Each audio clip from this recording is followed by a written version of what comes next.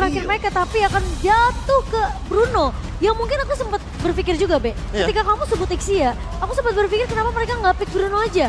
Karena menurut aku dengan Flying Tackle memang bisa menjauhi adanya Magic Bloom dari seorang Lilia. Dan bahkan jadi escape mekanisme juga ketika dia ditahan oleh Pakito. Ya, tapi perlu diingat, hanya akan ada satu Flying Tackle saja. Dan hal tersebut akan menyulitkan dari Marky untuk escape. Aku nggak tahu kenapa ya, melihat last pick tadi, banyak banget opsi hero yang masih terbuka. Gak cuma Bruno, tapi termasuk One juga. Dan kita melihat nantinya di game kali ini, dengan Bruno, Rafaela, apakah aggressive play akan dimunculkan dari teman-teman Geek Farm di early game sehingga membuat cewek kesulitan di laning phase-nya. Malah aku merasa dengan adanya Bruno dan juga plus Rafaela di tangan dari Geek, ini harusnya Marky nggak perlu takut. Ingat, kepercayaan mereka harus udah mulai dikasih lihat di game kali ini. Karena mereka udah ketinggalan 2 poin. Dan gak punya banyak waktu yang cukup yang banyak sebenarnya untuk bisa ngejar ketinggalan 2 poin ini. Ketertinggalan 2 poin bukan pertama kalinya untuk Geek Farm. Jadi bahkan mereka masih memiliki asa karena masih belum memasuki match point. Dan bahkan draft power di tangan mereka. So mari kita saksikan antara Onyx juga Geek Farm di game ketiga kali ini. Ngomongin match point, apakah reverse sweep yang akan terjadi ketika match point didapatkan oleh Onyx? Wow, bisa jadi. 3-0 dan bahkan dibalikan dengan 4-3. Siapa yang menyangka bahwa hal tersebut bisa saja terjadi? Karena terakhir kali kita mungkin melihat serangkaian acara yang M5 itu ada di MCC dan itu sempat terjadi 3-0, jadi 3 sama dan 4-3. Oh, tahan dulu. Sepertinya dari Onyx udah mulai diusir nih dari perkarangan Geek Farm sendiri. Tidak akan dikasih kesempatan terlalu jauh masuk invasi ke area jungle yang dimiliki Geek Farm. Malah Boots juga terkena pressure di area bawah atas ya. Dan bahkan ada weapon master dari Marky. Tujuannya agar bermain dengan deal damage yang lebih tinggi dan juga early game yang lebih pasti. Oke, lihat poking damage dari Suns ketika Aboy mencoba untuk menarik sosok dari Keyboy. Dia poking balas karena dia tidak mau. Untuk kali ini pertukaran damage-nya tidak adil. Di arah top lane kita lihat Boots. Ini hitungannya tidak adil karena Boots berada di posisi yang under kondisi di laning phase-nya Momochan. Ya, dan lagi-lagi Boots harus bisa dapetin space yang cukup banyak, timing yang pas. Kalau memang dia mau potong laning jauhnya nantinya. Karena agak sedikit sulit tentunya ketika berhadapan dengan Terizla di sini. Yang dimana Terizla juga punya kesempatan untuk bisa memotong dari sisi blind spot. Dan bahkan ini jatuhnya ganking karena XP lane.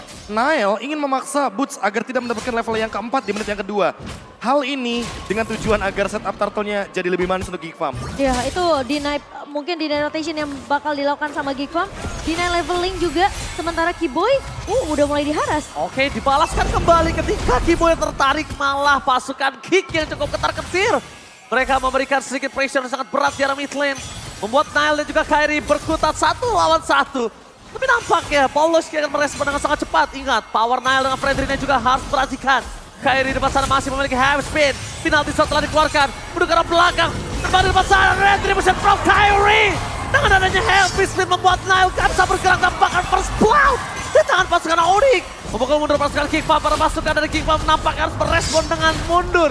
Retreat. Karena kalau tidak akan ada korban jiwa lebih banyak Momochan. Onyx benar-benar sabar banget untuk menunggu eksekusinya itu dimulai dari Geek Farm dulu, Prof. Ketika dengan adanya 1 buah penalty zone dan juga dari Nile benar-benar mengusir atau mencoba untuk menumbangkan Kairi, itu digagalkan begitu saja. Oke, tersisa 2 caster yang percaya Geek Farm bisa mendapatkan poin di game ketiga kali ini, Profesor. Kami butuh Cinderella story dari Geek Farm dan itu yang mungkin akan kita saksikan nanti di game yang ketiga. Namun untuk saat ini dengan setup turtle yang begitu indah, heavy spin yang begitu ciamik, aku merasa Onyx masih terlalu kuat di setup turtle yang pertama. Mematahkan ekspektasi kita bahwa Nile dengan Fredrinya akan lebih galak. Namun Marky out of nowhere dia sudah selesai dengan Hasklaw.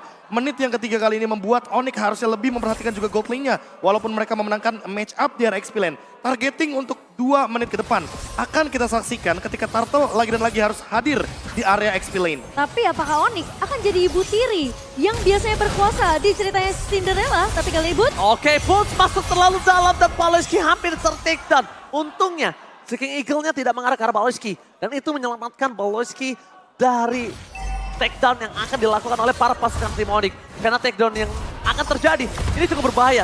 Melihat dari bottom lane, Marky benar-benar tersiksa. Heavy speed bahkan telah dikeluarkan di dalam following damage dan Aboy mengeluarkan flickernya untuk menyelamatkan Marky. Suns memberikan covering up, membuat permasukan dari Kick Fam gak bisa masuk lebih dalam lagi menuju ke arah pasukan dari tim Onyx. Wah, itu cover yang begitu bagus dari seorang Aboy, tapi Skiboy masih mau lebih kah? Kalau misalnya mau lebih, tandanya dia akan kehilangan dirinya. Karena memang asal damage ada, tapi mereka tidak akan bisa menahan damage dari sosok turret. Menurut aku agak terlalu beresiko mengambil risiko yang besar ketika mereka tahu lawan mereka adalah Rafaela. Punya Holy Healing dan bahkan mereka masuk sampai turret yang kedua. Tapi Kairi? Oke, Kairi memancing Nile ke dalam pit lord. Keluar dengan press wardnya. Tidak berhasil mendapatkan Kairi.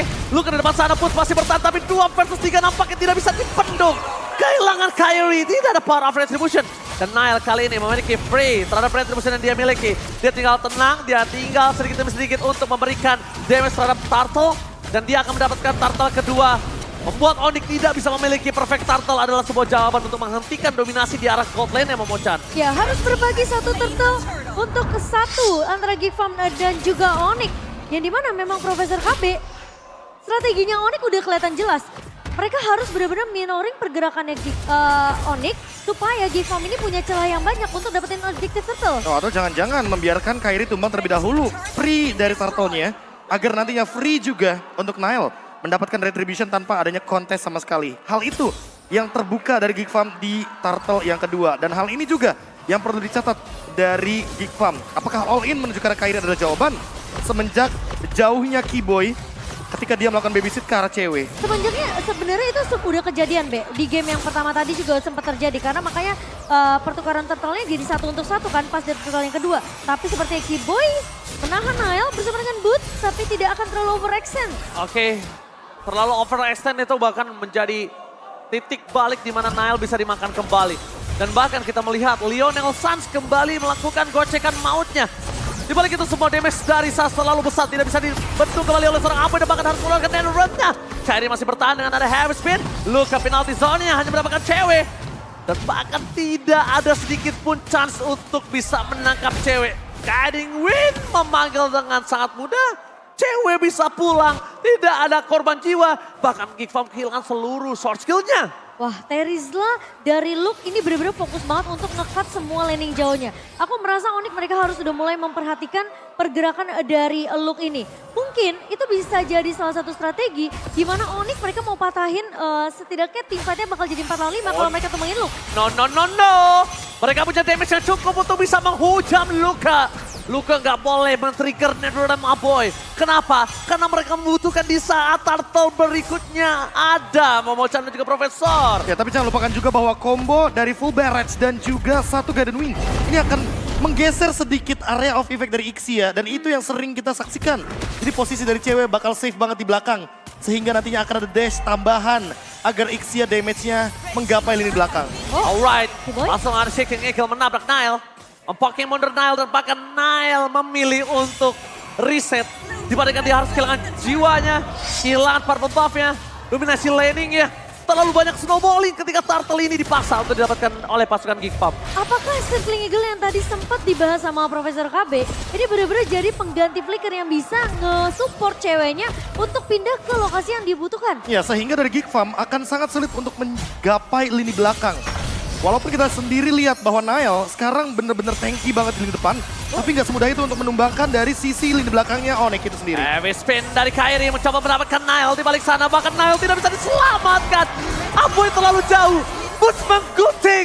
Lihat, deny rotation yang dilakukan oleh para pasukan dari Geek Farm. Terjadi akibat Boots terlalu strong, bahkan damage-nya terlalu besar. Holy Healing telah dikeluarkan, Boots masih melakukan sedikit casing. Akhirnya direspon lagi dan bahkan ini dia full lebaran. With Guiding Wind, membuat cewek berada di garis tepat. Damage yang telah diberikan membuat Luka bisa bertahan kembali karena lihat pasukan Onyx too strong. Dan akhirnya Aboy bersama dengan Paloyski memberikan sedikit pressure. Holy Baptist yang dikeluarkan, Suns memberikan sedikit pasukan dari Geek Farm poin dan akhirnya Suns harus termakan kali ini di depan sana. Karena tidak ada lagi jalan pulang. Suns dan juga cewek. Untungnya Luka semakin tipis, darahnya semakin tebal Momochan. Sepertinya agak terlalu memaksakan ketika memang ada full barrage yang dibuka sama cewek dan di follow up dengan adanya cover dari seorang Kiboy, Be. Aku sangat setuju, tapi dengan flickernya itu loh.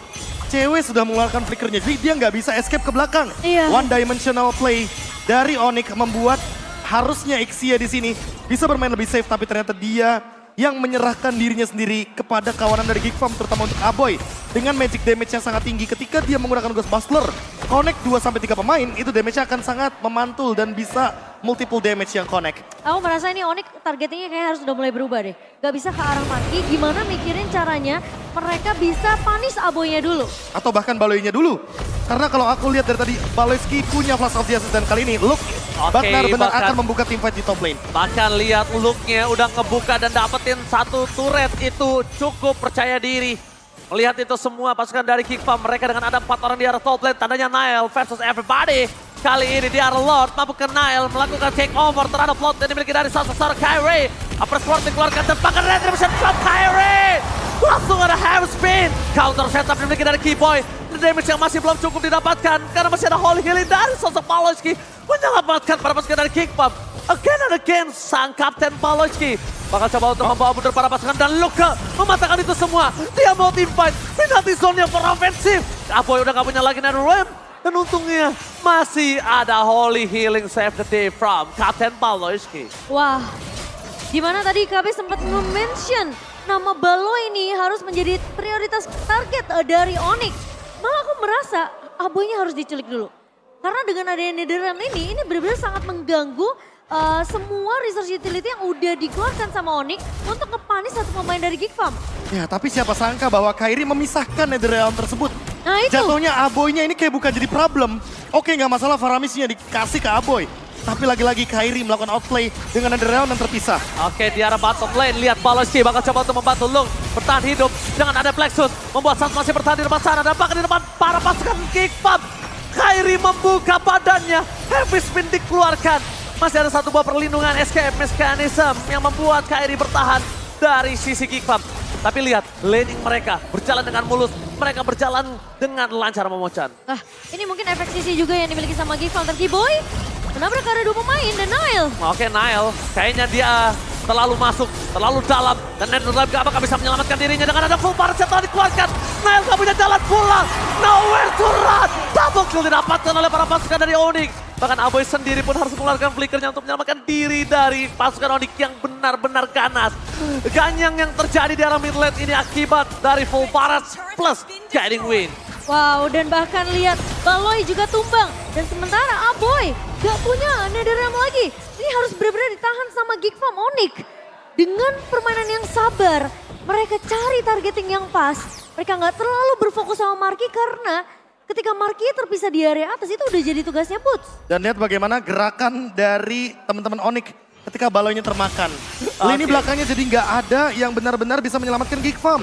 Aboy sekalipun nggak tumbang, tapi Netherrealm-nya jadi useless karena lagi dan lagi dipisahkan oleh ruang teamfight yang begitu luas oleh Onyx. Full barrage, knockout strike, dan bahkan berkali-kali kita melihat bagaimana gerakan dari Marky yang tidak bisa melakukan deal damage karena terzoning out satu ultimate full barrage. Oke. Sebenarnya tadi gue pengen bacain tuh ada tulisan di kertas tapi terlalu jauh. Mata gue gak kebaca, maaf ya kakak. Tapi yang pasti kita bakal lihat Momo-chan ini akan ada pertempuran yang cukup berat di arah Lord harusnya. Aku nunggu momentum Luke sih sebenarnya. Oke. Aku benar-benar nunggu momentum satu penalty zone-nya Luke dan mungkin Oke. Geek yang bakal buka. Tapi Sat sudah gak ada lagi Black Shoes. Dan nampaknya Guiding Wind mampu nyelamatin Sat. Wow. Sat still survive. Say thanks to Keyboy. Di balik sana, para pasukan dari Geek Farm sedikit diberhentikan pergerakan dengan adanya knock up yang dimiliki dari Seeking Eagle. Para pasukan dari Geek Farm mereka bertarung dengan adanya 5 versus 2. Dan akhirnya menunjukkan batang hidungnya cewek di depan sana. Kyrie standby on possession. Nile masih memberikan badan dan bahkan penalti zone-nya membuat Kyrie gagal mendapatkan retribution.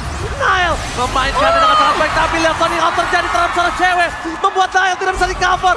2 hilang dengan adanya Lord sekalipun. Mereka bisa memainkan dengan ada potensi di arah mid lane. Bergerak dengan tersisa 3 play dan bahkan triple kill from cewek. Nggak bisa dibendung kembali.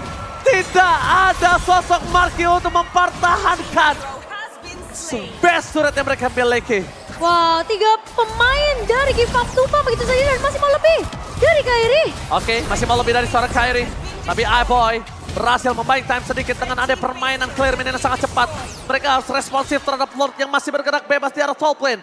Belum ada yang mengcover, masih terlalu jauh. Dan recall mungkin akan coba di-cancel oleh sosok dari Luke. Dan instant replaynya Profesor. Dan ini dia full barrage yang begitu on point, begitu indah kita lihat. 4 pemain terjebak di dalamnya. Dan bahkan ceweknya terbang dong dengan satu buah Guiding Wing yang begitu on point. Baloyski tumbang, nggak ada cover bagi Geek Farm. Dan hal ini yang lagi-lagi harus aku mention Cimomo, bahwa front line sepertinya adalah tujuan dari Geek Farm yang harus ditumbangkan sejak awal game. Tapi Suns, Oke, ting lagi-lagi Suns yang ngebuka. Ini udah 2 kali terjadi bertubi-tubi. Bahkan Geek Farm di sana, mereka selalu termakan dengan pergerakan Suns yang nggak punya Purify. Yang hanya mengandalkan Black Shoes dan juga Sprint. Lihat, Suns kali ini udah 7 assist yang dilakukan karena Kate yang terjadi di team fight beberapa belakangan. Kalau Onyx udah tahu targeting mereka ke arah Baloy atau ke arah Aboy, sekarang Geek Farm yang perlu tahu targeting mereka. Karena tadi penalty zone-nya Luke itu, itu nggak kena ke arah cewek atau ke arah Suns. dan mungkin targetnya sudah bisa dimulai dari Keyboy. Keyboy tumbang 2 kali, gak ada Keyboy. Bener-bener Onyx bakal susah untuk melawan setup, tapi untuk sekarang Kairi yang Kairi coba maksa. untuk ditargetkan. Langsung ada heavy spin dikeluarkan, langsung ada backline yang diserang oleh sosok bos. Marky yang terperangkap dan dalam dikeluarkan untuk Marky. Depannya bebas, gak ada penjagaan dan push. Masih punya immortality dan guiding wing. Keyboy save the day. Nampaknya pergerakan satu persatu dari arah backline. Aprasot Penating berhasil mendapatkan satu buah penalti zone. Tosok dari cewek terperangkap. Masa kill didapatkan. Luke juga terperangkap. Satu absorb damage yang membuat cewek masih bertahan. Build damage yang keluar bahkan membuat cewek free hit. Nael gak boleh masuk lebih dalam. Karena Marky gak bisa deal damage. Marky gak bisa bertukar dengan damage yang diberikan oleh pasukan dari Onyx yaitu cewek. Wah, ceweknya terlalu free, dan bahkan lihat posisi dari Marky nggak siap untuk team fight sepertinya. Dan ini adalah posisi ketika Marky tidak memiliki Baloyski. Rafaela yang tumbang terlebih dahulu terkena efek dari full barrage. Damage yang begitu instan membuat Marky tidak bisa melakukan permainan front to back. Dan lagi-lagi targeting dari Geek Farm belum berubah, Mereka masih berfokus untuk numbangin Kairi supaya Kairinya ini nggak bisa memaksimalkan heavy spin yang dia punya. Masalah utamanya adalah Keyboy yang bebas. Itu. Circling Eagle yang bisa mengancam lini belakang. Memisahkan team fight dari Geek Farm juga. Sehingga Aboy dan juga Marky yang selalu kesulitan ketika my berada God. dalam team fight besarnya. Profesor KB, Blade of Despair di tangan dari cewek. Ditambah dengan adanya si Halberd sehingga dengan item penambah darah ini akan membuat bagaimana Geek Farm makin lebih tinggi menerima damage-nya. Damage taken yang diterima oleh Geek Farm akan lebih terasa dari kubu cewek. Oke, mereka itu terbiasa dengan adanya permainan. 2 game kalah terlebih dahulu. Dan lagi-lagi Baloyski yang dimakan. Tapi dengan 2 game kali ini bisa menentukan karena match point. Damage yang nggak bisa dibendung. Baloyski sekalipun. Lihat, dia memiliki item, Brute Force, Dreadnought Armor. Dan memang dia punya foto. Tapi foto hanya bisa sekali. After foto telah keluar, Holy Healing telah keluar. Dia nggak punya pertahanan apapun. 1 menit itu terlalu lama. Dan sekarang tersisa 1 base turret yang perlu dipertahankan sama Geek Farm. Dengan cara apa mereka akan memanfaatkan Netherrealm ini. Aku Sehingga rasa nantinya mereka- akan lebih bijak untuk melakukan defense. Mereka harus paksa fight sih. Sebelum Lordnya muncul mungkin. Atau paksa Netherrealm-nya juga dari Onyx. Karena Onyx di high ground defense kali ini baru targetingnya boleh ke Aboy atau bahkan Baloyski, dua-duanya matter sih Cimomo. Wah, aku malah merasa nih, Geek Farm mereka harus benar-benar bisa menculik ke arah cewek dan juga Suns. Lagi-lagi maksimalin, manfaatin penalty zone yang dipunyain sama Luke. Karena mereka nggak bakalan bisa ngebuat Baloy untuk dia yang buka badan. Oke, di depan sana ada single yang keluar. Lihat, 4 knockout strike. Telah dikeluarkan para pasukan dari Geek Farm bakal coba dihantam. Dan Ram mempertahankan mereka dari wipe out.